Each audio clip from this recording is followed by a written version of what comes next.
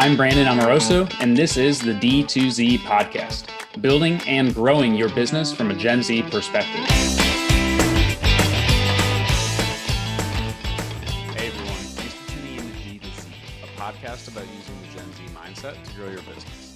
I'm Gen Z entrepreneur Brandon Amoroso, founder and president of Retention as a Service agency, Electric, as well as the co-founder of Scaleless. And today I'm talking with Joe Chura, who's the co-founder and CEO of Go Brewing, which is a non-alcoholic beer company based out of Chicago. Thanks for coming on the show today. Thanks, Brandon, for having me. So before we jump into things here, can you give everybody just some background on yourself, your story, how you began Go Brewing to begin with? Yeah, I am a entrepreneur. Started my career at Ford Motor Company, working on the assembly line in 1998, which many of you are too young to remember that age if you were even born yet. But I started there, worked my way up through the Ford assembly plant, ended up in the automotive space in the early 2000s, surrounded by dealers that didn't really know a lot about what was coming in terms of the internet. It was the de facto kind of digital guru in the Chicago region for Ford Motor Company, and that led me to create a digital marketing agency in 2011. 2013, created a software company called Dealer Inspire, and I grew that to 450 employees, many millions of dollars in revenue, and really was kind of boots on the ground from coding some of the first versions to understanding how traffic work and attribution, and have a patent in attribution. Developed a love for online commerce, and I sold the businesses in 2018 and stayed on as the CEO. Then I was the chief innovation officer at Cars.com, the parent company that had bought us. And along that time, I started drinking more than I should have. I didn't know a ton about how to make beer, but knew the industry was poised to at least do what it's doing, maybe not at the same velocity, but I knew the future of beverage, at least I thought, it had something to do with the non-alcoholic space as well. And the fact that you could sell online really interested me, because previous to that, I mean, many beers and beverages that had alcohol or not even non-alcohol, they weren't being sold online. So I knew I could collect enough customer data to play at retail, and that's essentially what we did in 2022. Started brewing out of my garage. 23 we launched, and here we are in 24. We're going to be in 20 states, sold 40-some thousand customers online, and growing the business rapidly, 10x from last year. That's awesome. That is quite the transition though, from cars to alcohol. It is, yeah. What are some of the, I guess, takeaways from the previous business that you're applying to the current one, albeit in very different verticals? Yeah, and in any business, it requires creating the best team possible around you. And the last business, I felt early on that I kind of had to do everything and I had to learn everything. And this business is similar in the way that I want my hands on everything, but I really built a good team around me. I knew it was important for us to get speed to market, and I have an amazing team that has been curated and coming from places that had a ton of experience from retail to brewing to packaging and many of the aspects that we have to deal with here to be a growing company. But probably the most important thing was product quality. Product is vital, and I was very naive getting into this space, and I didn't even consider contract manufacturing. And sometimes I pinch myself that I didn't, and other times I'm so grateful that I didn't, because it really gives us control of the process and that quality aspect, which is what makes Go unique and what makes us competitive in the space. If the liquid wasn't good, I could be the best marketer in the world, I could be the best e-commerce guy on the planet, and it wouldn't really matter. So product led both companies, and then customer service was another huge aspect for me, in that the last company, we were getting up to 15,000 support tickets a month, but we would have great SLAs. We take care of customers, And we really built our reputation on that. And in e-com, I don't know if you had this experience, Brandon, but many times when you buy something online, the e-commerce customer service part of that lacks. And we're like, why don't we be excellent here, give consumers confidence? Because that's a big part of the experience as well. So taking that product and service aspect and applying it to this business was certainly vital.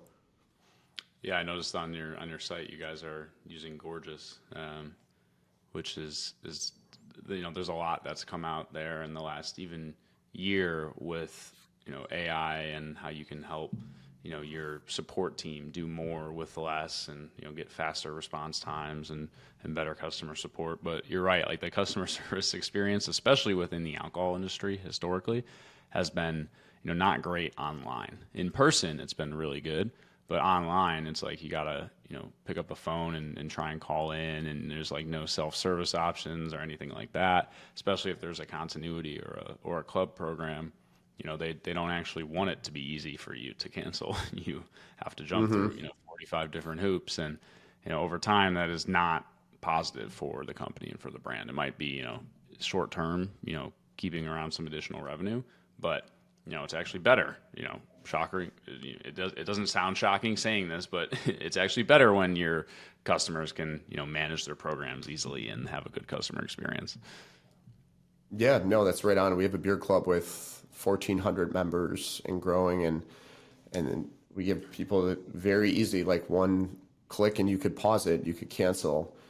And if they do, that's on us. I mean, many people do because they just have too much beer in our fridge. That's the number one reason someone would pause or cancel, which I get. Certainly been there before on a subscription basis, but it's also giving them like new things, make it exciting to be part of the program. We just launched this new pumpkin beer. It's called Funkin' Pumpkin. And I only made it available to the beer club members because I only had enough for them. And I think something like that is really special, in that we are putting our money where our mouth is, and we're investing in nurturing that community. What really came first for you? Was it the e-commerce presence, or was it retail? And now is it are you really looking at like retail-led growth, or is e-com sort of leading the charge, and then you can go to a retailer and say, hey, we don't have a presence in Minnesota, but if you look at like our Shopify sales, in these particular areas for these particular demographics, we have great sales velocity in that particular area. You kind of nailed it. My business plan was to do everything e-com first, which again is very unique in the space, and then build the data story to then go into retailers and then talk to them about the fact that we have this database that's growing, that I could target consumers and lead them into your stores. And it's funny because retailers and distributors, they get nervous when you're a direct-to-consumer brand, and I think it's incredibly more powerful to be a direct-to-consumer brand because you're creating this omni-channel experience. And then there's a reason why the store makes sense, because it's going to be cheaper. Like the beers online are going to be 30% higher because there's a lot of extra cost to ship them to the consumer. In the stores, they're you're going to get a deal.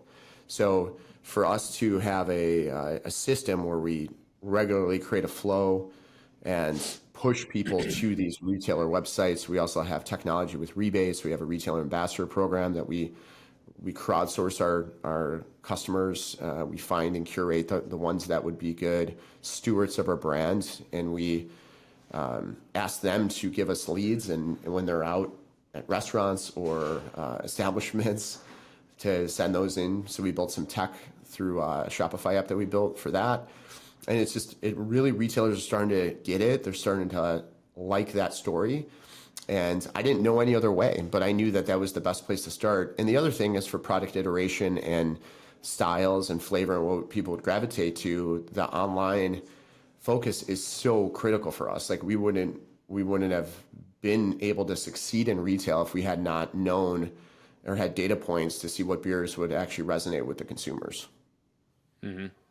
Yeah, I think the data aspect is one that is such a big differentiator for a variety of reasons, but to be able to have that one-to-one relationship with the customer and get the insights and feedback and do things like your beer club and have a little bit more of a, unique customer experience. But at the same time, I've heard from companies who are either alcohol or non-alc, because we, used to work with a lot of CPG brands that, this type of packaging and format is not phenomenal when it comes to like easily shipped, the margins that and whatnot that are associated with it. So how have you, sort of strategized or worked around that? Yeah, it's really a math equation on what you can afford as far as your CAC cost and your total cost all in. But I mean, the easy math is this: the average case is $55. You look at free shipping over a certain threshold, average order values over $43. The customer retention rate is 55%. So I have a first sale. I wouldn't say profitability, but it equates to my revenue from the first sale is more than my acquisition cost for the first sale, and 55% of those customers are coming back. So whereas if you look at retail, yeah, you might not have those shipping costs, and you might not have that acquisition cost per se, but you're also selling it to a wholesaler or distributor for a lot less. So the net effect is e-com is more profitable for us than in distribution, and the top line revenue growth is obviously nearly double. That said, the volume in the future, I believe, is going to be largely made up from retail for our brand specifically, and that's not considering too that on the Amazon channel we're amongst the top non-alcoholic breweries on there as well. What are your thoughts on, Amazon versus Shopify? And you're in a unique position because most of the folks that, we speak with have products that, have alcohol in them, and they can't sell them on Amazon. So it's pretty much just, Shopify and retail. But in your case, you have that Amazon distribution channel. So what are some of like the pros and cons to working with the 800-pound gorilla that is Amazon? The pros are pretty obvious. They have an insanely large marketplace. The intent of someone there is really good. If someone's putting in the search engine in Amazon, non-alcoholic beer, we want to show up. Like that's, and there's many, many people doing that on a daily basis. So they've curated the audience. The negative effects or that I found are also maybe obvious, that when you buy from Amazon as a retailer and supplier, I don't get that data. I can't reach back out to those people and talk to them.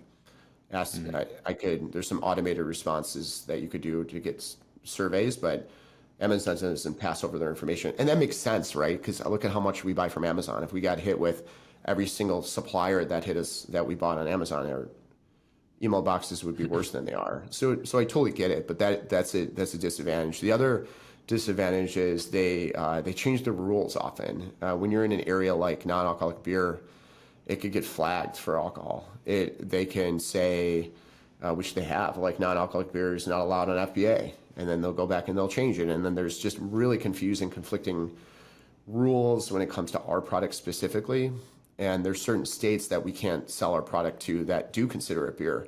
So it gets pretty convoluted quickly, and that creates risk for a brand like ours, because if you have something in FBA, and for those that don't know the difference between how you can sell on Amazon, there's a few other ways as well. But for this example, there's FBA, stands for Fulfilled by Amazon. So what a company like ours does is we'll put a bunch of pallets on a truck. Those pallets go to an Amazon center. Amazon checks it in, and that's when you get the Prime badge. And anyone who purchases through us that Amazon facility, they fulfill that order.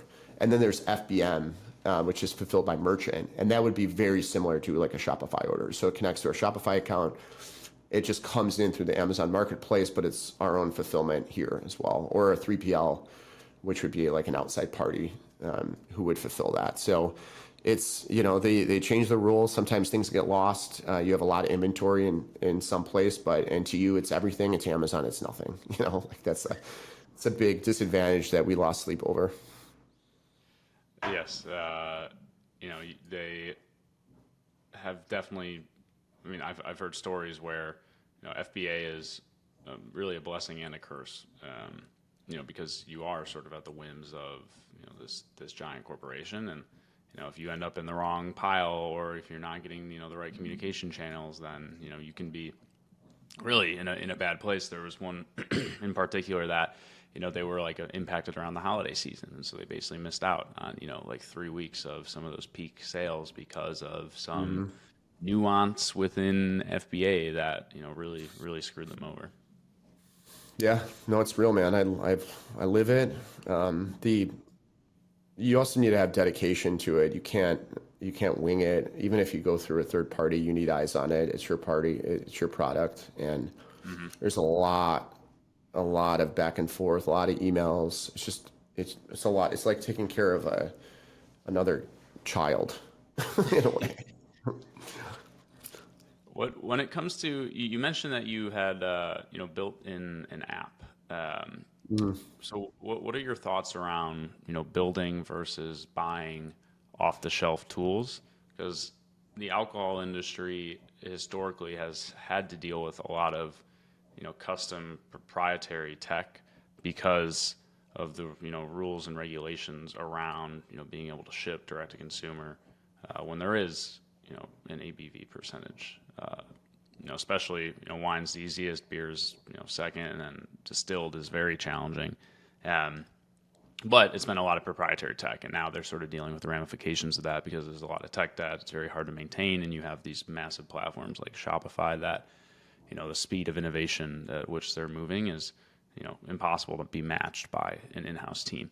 But at the same time, there are instances where there isn't something off the shelf that you can use. So how do you go about that evaluation process, and what makes you say, yeah, well, we're going to double down on this and actually build it ourselves versus we should be looking at an off-the-shelf solution? I think it really depends what it is. I appreciate your question, though. This is a fun one to answer because if someone is not using Shopify and they have an e-commerce business and they're looking for tools or to build themselves, that I would think that is a very, very foolish move. Shopify has so much infrastructure. They make everything easy compliance. Like it's well worth what it is. It's incredible. I came from building WordPress websites. We built literally 10,000 WordPress websites. And I go over to Shopify and I'm like, this is unbelievable. And the plugins, the systems like Klaviyo and everything else you could use to plug in here, I'm still like blown away by the value that they provide, honestly. Where I run into like the build versus buy, if it's out there and it fits my needs, I'm going to try to use it because I'm not in the software game per se anymore. I'm not selling software. However, I think I'm going to end up at some place where I'm creating a separate entity because I can't help but look at the issues in the space and create software to solve some of those. And one of the big things that I realized the software that we built is really has to do with the model of account reps. I went on a ride along a year and a half ago with someone, and I spent an 8 to 10 hour day going to 6 or 7 places where we were just waiting around for the decision maker to come in. And I'm not going to say it was a complete waste of time, but 90% of it was wasteful. And although I love that experience, I was thinking about like just a rep's efforts. And certainly this doesn't apply to all reps out there by any means, but for our beer, we don't sell enough to each establishment, being non-alcoholic beer, to justify reps in all these areas. Like it just doesn't pencil out, right? Versus alcohol. So I was like, okay, how do we solve that? So we built some tech to really curate and crowdsource our teams and to provide a low friction way for everyday customers that we have to send us leads on on-premise places that they're going to anyway. So for example, Brandon, if you're out and about today and you go to a restaurant by your house and we happen to have distribution in your area, that's the caveat. It's only areas where we have distribution in, which is now 20 states. But if you're out and about, you literally can send us information via a mobile texting app that we built. And we get that as a lead, and then we can follow up with that lead. And how that would look is you just go in the restaurant and you're like, hey, you have any non-alcoholic beer? And they're like, yeah, or no, or whatever they say, your response is, hey, have you heard of Brewing? You should try it. And if they're like, yeah, we'd love to try it. Well, You send us that information and we'll get that beer there pretty quickly. So that's the way we approach it. And the software that we built is very low friction on both the user's end. And then that pushes to a CRM, kind of this makeshift one that we built now through Google Sheets. And as this develops more and more, and if it's worth it and it's working, I'll build out other systems, more alerts. I'll integrate with VIP. I'm going to do a lot of really cool things to make it super easy. But right now this is just a really low cost way to trial out. My theory is that we can use our team members to crowdsource these efforts. No, that's awesome. I mean, I think that's something that a lot of brands want to have, but it's a lot more difficult in practice to get your customers to be that word of mouth for you, unless you have a very unique and compelling product and customer experience. And so, that's definitely a testament to you and the company you're building, that you actually have people who are willing to do that. Because I've seen the back ends of so many referral programs that have pretty much zero traction, whether it's for wholesale accounts or more traditionally for just referring friends to a particular brand. Yeah, no, we have people that are so active in this that they're sending 20, 30 leads, closing 10, 15 a month, more than even if I had a full-time rep. And some are taking it extremely seriously, and we're incentivizing them to do so, because it's not all. We can explore those boundaries without violating any state laws too. Yeah. When it comes to distribution, how are you thinking about expansion beyond those 20 states? Well, the 20 states are really new to us. So we entered this year with 4 or 5 states. So we just brought on a bunch. We're launching the East Coast. By the time this comes out, Wegmans, which is a huge chain on the East Coast, so we're launching that. We have another huge chain in the Midwest that we're going to be launching, and our focus is on some bigger states out west. So really, right now, that we wanted to own the Midwest first, but by happenstance, we had some opportunities out east, so we really focused on those, and now we're going to start moving out west. So it's been very intentional. As things pop up and people reach out to us, or we find a good fit with a distributor or a retailer, it really allows us to kind of pivot and navigate the waters in a different way. One last question for you before we get into the 2 fun ones. Are there any ways that you are leveraging? Well, obviously there are going to be ways, but what are some of the most beneficial ways that you've leveraged AI, this year in improving, certain components of, your business operations or, marketing or whatever it may be? Do I've leveraged AI, you said? Yeah. Mm-hmm. Oh yeah. I mean, it's a great question. So, I don't even know if analytics platforms are useful anymore. You can put so much in, let's call it ChatGPT. I know there's a bunch of them, but ChatGPT is one I like to play with probably the most. You can put so much data in there and analyze it, from Google Analytics to Shopify data to product data. And the cool thing about it, and that'd be really hard to do with another platform, is you can build on it. You just build. So you can take one set of data and you can get an output. You could add your reviews. I imported all our reviews. I tried to understand what problems we're solving for people. Then I take that data and I use it for our marketing, because in marketing, you want to talk about problems you're solving. That's one example. You look at different beers that are resonating. What are they talking about? Is it the flavor profiles? Is it the calories? What that really led us to create more packaging. AI for zero-party data, that is post-purchase survey data. You buy on our website, we ask some questions, we take that, we put that, we have the AI systems ingest that. And the cool thing is, everything I'm talking about is like one long thread of data that in the end, you're like, okay, who are my personas? And you can use that for marketing. You can understand for product development, what's working. You can look at where your website traffic's coming from, where your strongest loyalty base is. One of our top markets is California, and we don't have distribution there, but we sell a lot of direct to consumer there. So it allows us to then analyze that in the future and say, okay, well, when we're ready to open up California, we at least have enough data and proof to talk about it intelligently to a retailer. No, the reviews one is something that, and really to your point about analytics, I agree with you. Like, I think so many analytics platforms are just like visualizations, but they're not like actually giving you the insights. And that's what you're doing with all the things that you just mentioned, is taking that raw data and then, it's like, okay, great. Now what the hell do I actually do with this? And it's Hmm. really closing out that end piece there and making it so much more accessible to businesses of all sizes that aren't, these giant corporations anymore.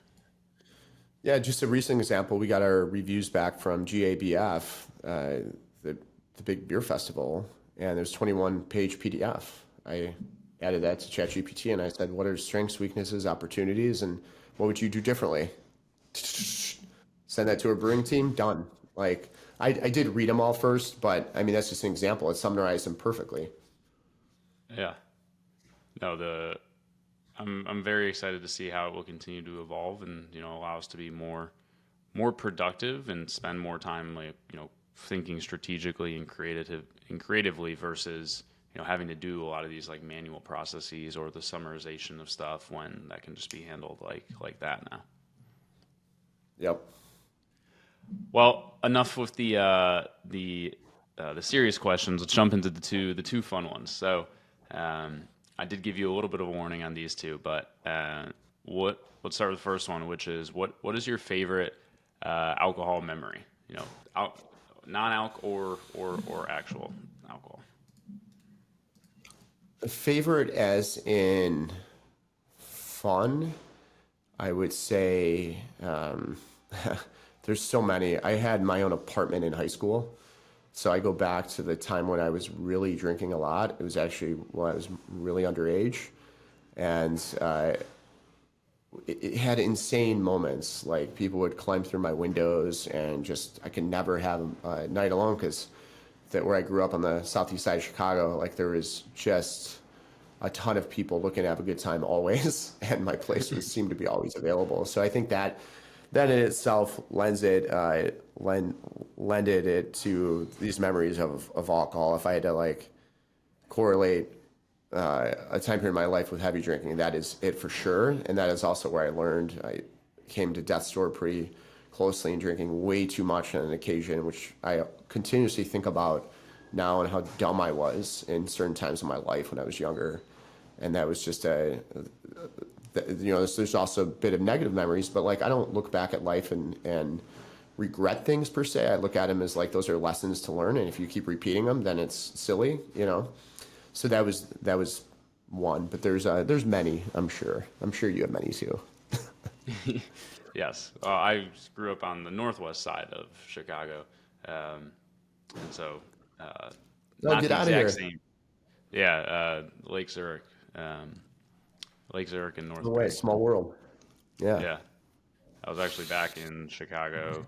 It was like 2 weeks ago. Um, did a Cubs game, but are you a White Sox fan? If I'm a you're, Cubs fan, actually. It's weird. yeah. I know, like Southsider, that's a Cubs fan, but long story behind that. But yeah, Cubs. Well, we can debate which pizza is the best after this podcast, Oh, but um, it is still a hot topic, and I have friends who will come there, and I'm like, "You're wrong," and they're like, "No, you're wrong," and I think are you are you a there's deep dish guy or a thin crust guy? generally thin crust, but like if I'm gonna go home, I'm gonna get deep dish, and Mm. I grew up eating Giordano's, and I liked it more than Illuminati's. Oh Um, man, we differ there. Yeah, I think I yeah, love Lou. I it's an unpopular opinion. Like the more people that I talk to about it, pretty much everybody likes Illuminati's, and I'm the only one that likes Giordano's. Have you had the And even Lou's crustless pizza? Lou Malnati's crustless? no, I have not. They have crustless. Yeah. So check this out. They make a crust out of the sausage, Okay. and so it's essentially like carb free, and then they build on that. So it's like the crust is sausage, then it's cheese, and then tomato sauce, and then more Oh, sausage. It's like so bad for you, yes. but it's amazing too. I think I have had this because I was keto for a while. Yeah. Um, and obviously you can't have pizza if you're keto. And so I went down the rabbit's hole of some of these like interesting and unique takes on pizza, but I am very much so glad to be just eating regular pizza again. Right. Yeah. Well, last question: if you could share a bottle with anyone, what would it be, and or sorry, who would it be, and what would you drink? I mean, today I would take my NA beer and I would have a meeting with Jeff Bezos. I think that would be